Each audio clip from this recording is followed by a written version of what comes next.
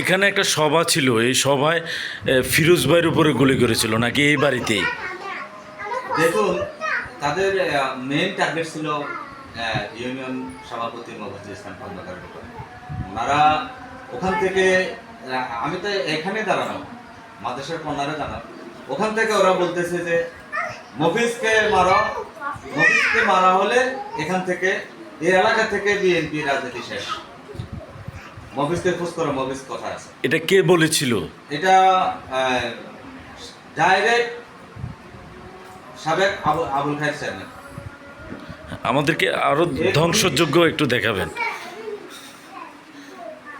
দেখেন এই আলমারিটা সম্পূর্ণ ভাঙা, এটা ভাঙে এখান থেকে 5.5 ভরির মতো গয়না নিয়ে গেছে। পুরা বাড়ি লুটপাট করে নিয়ে গেছে ওই সময়। আমার ঘরটাও লুটপাট করছে, আমার ঘর তো ওইদিকে। আমরা কিন্তু ওই সময় এসেছিলাম সংবাদ সংগ্রহ করার জন্য।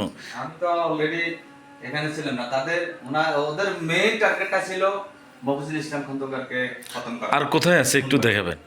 ঠিক আছে, পুরো বাড়ি কিন্তু তছনছ করে এবং লুট করে নিয়ে গেছে পুরো বাড়ি আওয়ামী লীগের সন্ত্রাসী ক্যাডার বাহিনীরা, এটাই বললো ভাই। বাথরুম কিছু দরজা সব সম্পূর্ণ কিছু এরা তছনছ করে ফেলছে। এরা যে একটা সন্ত্রাসী, এটা গ্লাস টলাস ভাঙা আছে, দেখেন এটা পুরো ভেঙে ফেলছে। কারেন্টের সুইচ যতগুলো আছে সবগুলি ভাঙা, মিটারটা পর্যন্ত ভেঙে চলে গেছে। আসলে আমরা জানি যে ঘটনাটা ঘটছে, সেই ঘটনাটা কিন্তু 2023 সালে 26 আগস্ট ফিরোজ ভাইকে এখানে গুলি করা হয়েছে। গুলি করাতে উনি আহত হয়েছে এবং ওনাকে উন্নত চিকিৎসার জন্য উনি ইন্ডিয়াও গেছে। আসলে ওই দিনের ঘটনাটা তো আপনি তো সাক্ষী ছিলেন। আমি প্রত্যক্ষদর্শী না। হ্যাঁ, আসলে কে বা কারা এবং আওয়ামী লীগের কোন নেতাকর্মীরা আপনাদের উপর হামলা করেছে? আমি স্পষ্টভাবে এটা বলতে পারে, এটার জন্য সাবেক চেয়ারম্যান আবুল খায়ের মজুমদার, তার নেতৃত্বে বারিক সরাই, খোরশেদ মেম্বার, শাহিন, উপজেলা চেয়ারম্যান, এরা এর জন্য দায়ী এবং তারা সন্ত্রাসী বাহিনী নিয়ে এসে এই ঘটনাটা ঘটাইছে। বাড়ির ভিতরে ঢুকে ঘর দরজা ভাঙ্গা, ঘরের ভিতরে ঢুকে প্রায় 5.5 ভরির স্বর্ণ, 2 লক্ষ টাকার মতো পরিমাণ টাকা নিয়ে গেছে।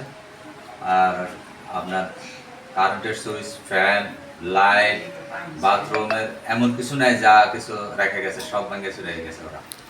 এটা রীতিমতো দিনে দুপুর একটা ডাকাতি করছে, সন্ত্রাসী হামলা চালাইছে, নাশকতা করছে ওই আওয়ামী সন্ত্রাসীরা।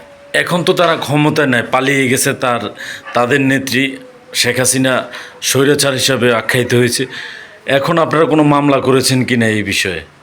দেখুন, তখন তো পরিস্থিতি এমনটা ছিল যে কাতর দালাল স্বৈরাচার হাসিনা নেতৃত্বে ইয়েতে উস্কানিতে পুলিশ কোনো জনগণের কোনো মামলা নিত না। বিএনপি জামাতের কোনো মামলা থানাতে এরা নেবে না, ওদের নিষেধাজ্ঞা আছে। আর ওরা যত মিথ্যা মামলা হইতো ওটা নিত। আওয়ামী লীগের তরফ থেকে যত মামলাই হইতো সেটা তারা গ্রহণ করতো, কিন্তু আমাদের কোনো মামলা গ্রহণ করতো না। এখন আপনারা কোনো পদক্ষেপ নিচ্ছেন কিনা, নেবেন কিনা? এখন ইনশাল্লাহ মামলাতে অলরেডি হয়ে আছে, 2টা মামলা আমরা কোর্টে করছি, চলমান আছে।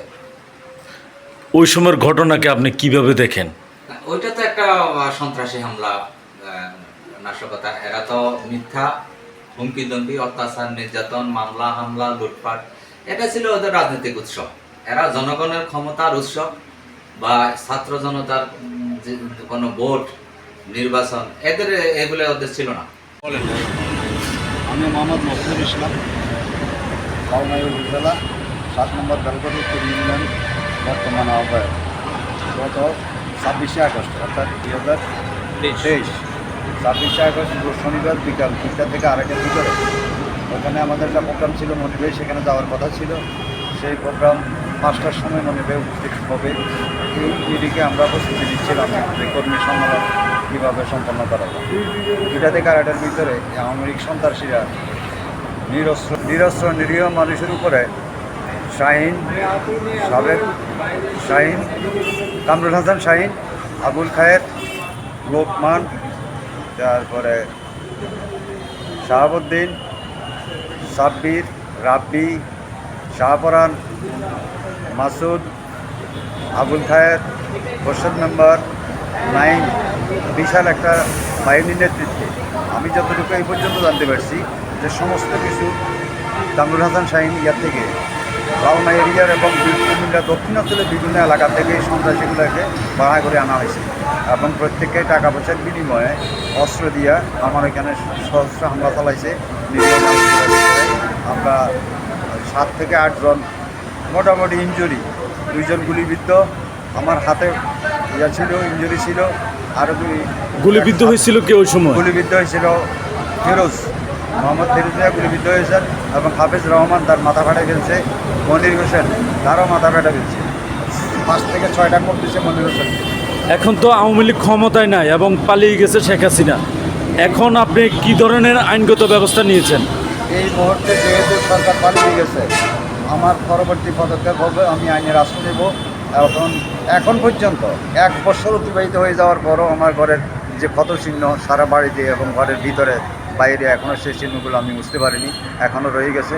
সাংবাদিক ভাইদেরকে অনুরোধ করব, যদি আপনারা সময় পান আইসেন আমাদের বাড়িটা দেখে যান এবং আমার ঘরের ভিতরে যে কী অত্যাচার চালাইছে সেই অত্যাচারের চিত্রগুলো আপনারা তুলে নেন। আপনি এখন কি দাবি করেন?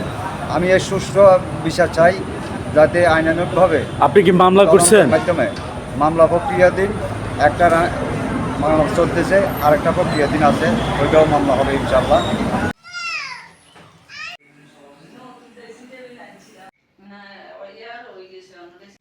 এখানে ঠিক আলমারিটারও ভাঙছে, ওই ফ্রিজের তালা খোঁয়ায় খোঁয়ায় হালাই দিছে।